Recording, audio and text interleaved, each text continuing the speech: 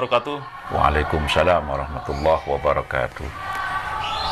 Pemirsa, saya Yusuf Mares, alhamdulillah bisa soan ke kediaman Gus Fahmi. Beliau adalah cucu dari Hadratus Syekh Kiai Haji Hasyim Asy'ari di Tebu Irem, Jombang. Terima kasih Gus. Masya Allah.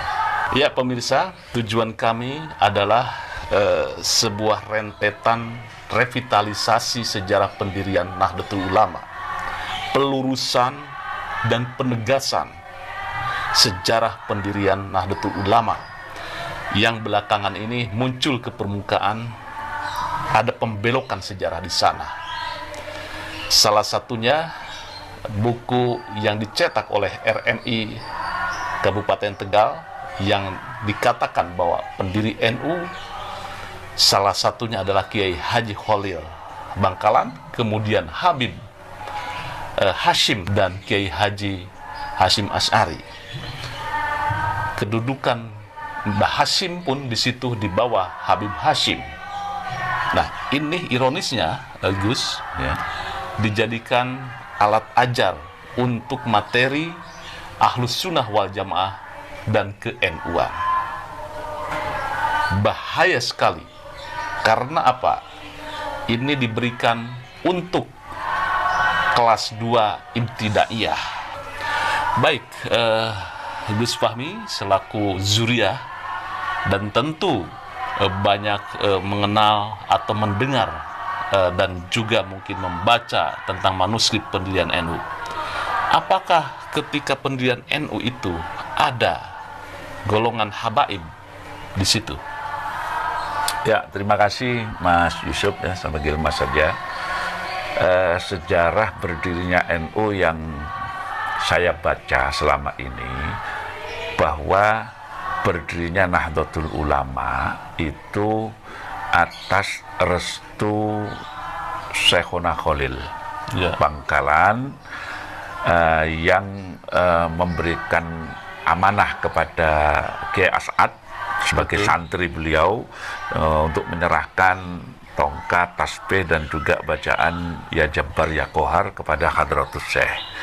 Dan Kiai As'ad itu otomatis pelaku, dan beliau wafat tahun 1990, sehingga beliau banyak orang yang mungkin sempat menangi beliau, dan beliau ada videonya ketika menyampaikan sejarah berdirinya NU, tentu ada dokumen yang dicatat dan sebagainya.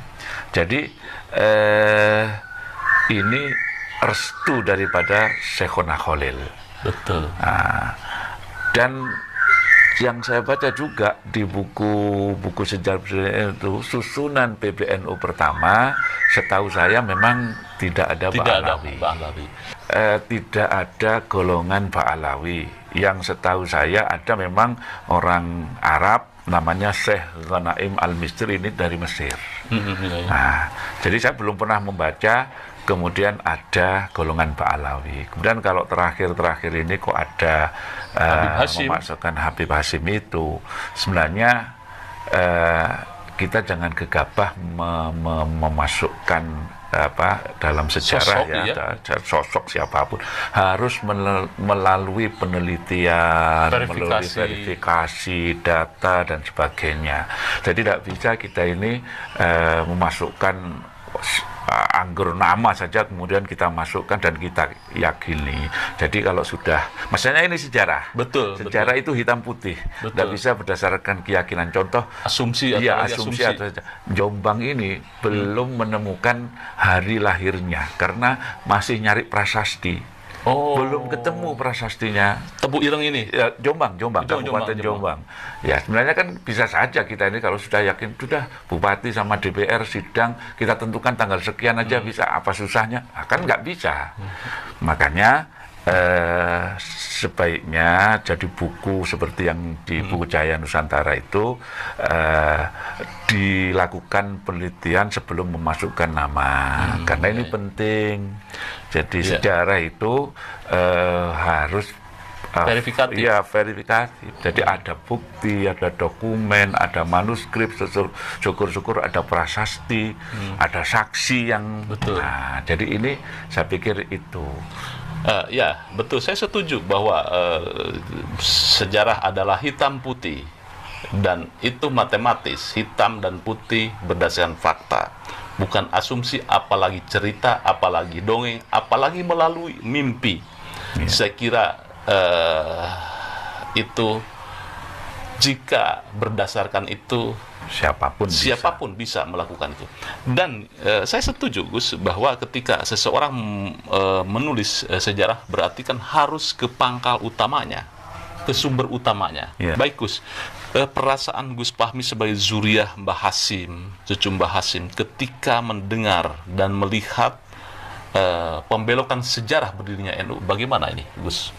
Ya, tentu saya sedih aja. Jadi saya ingin bertanya, apakah memasukkan sosok itu sudah dilakukan berdasarkan tahapan-tahapan itu tadi, misalnya memverifikasi data, sudah apakah itu sudah pernah dilakukan? Kalau memang belum pernah, saya setuju kalau buku itu ditarik saja dulu sampai nanti ada bukti yang memang sudah memperkuat itu, baru kalau memang itu benar atau salah. Kalau memang benar nggak apa-apa, tapi kalau memang nggak benar ya harus dihapus.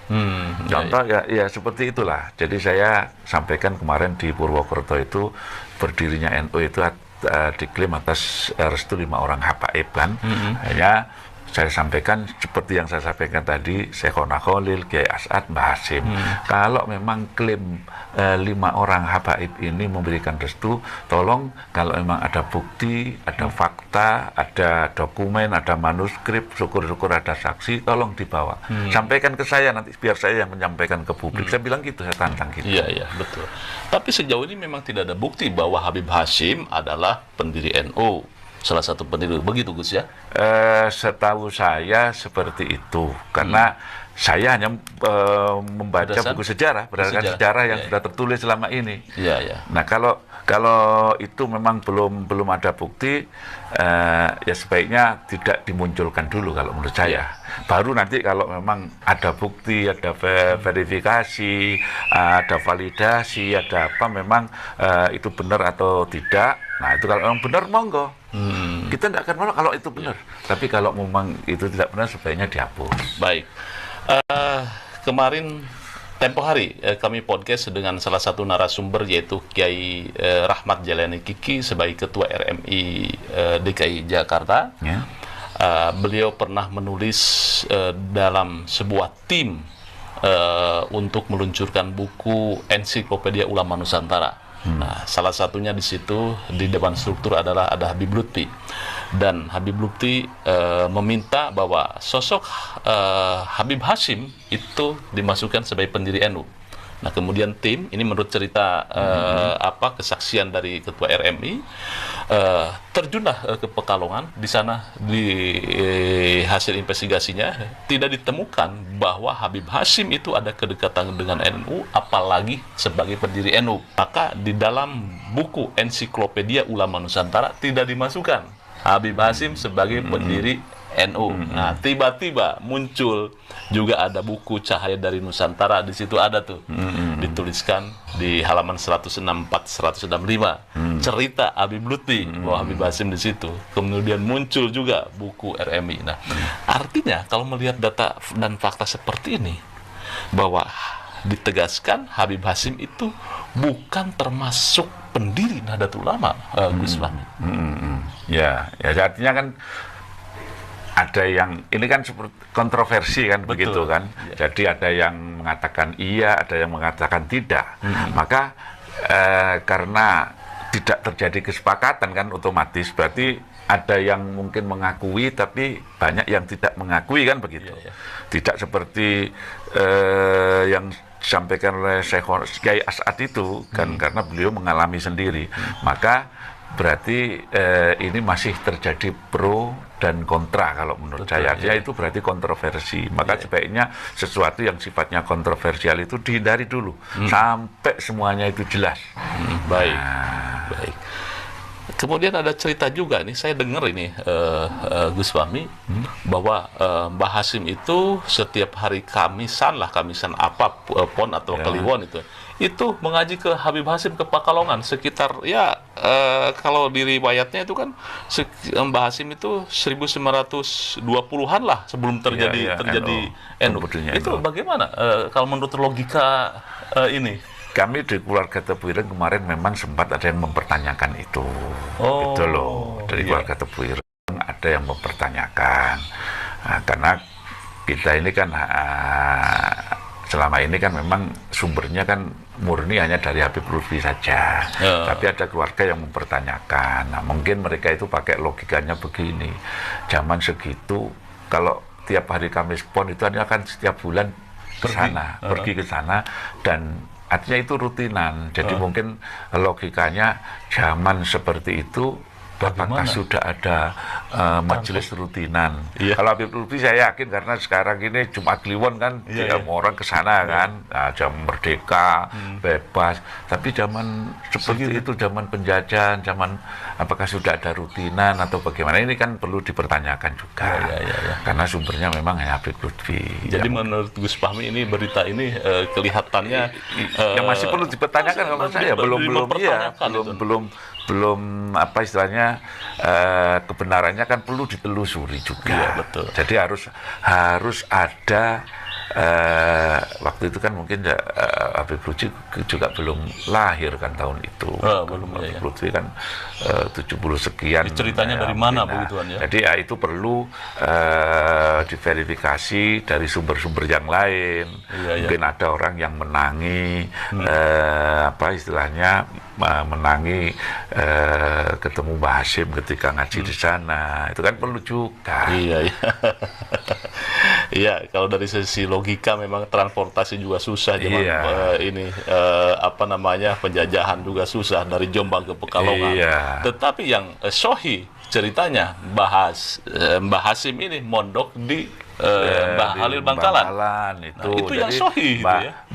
Mbah Hasim itu mondok di Bangkalan, udah pasti. Karena memang ada catatan sejarah itu.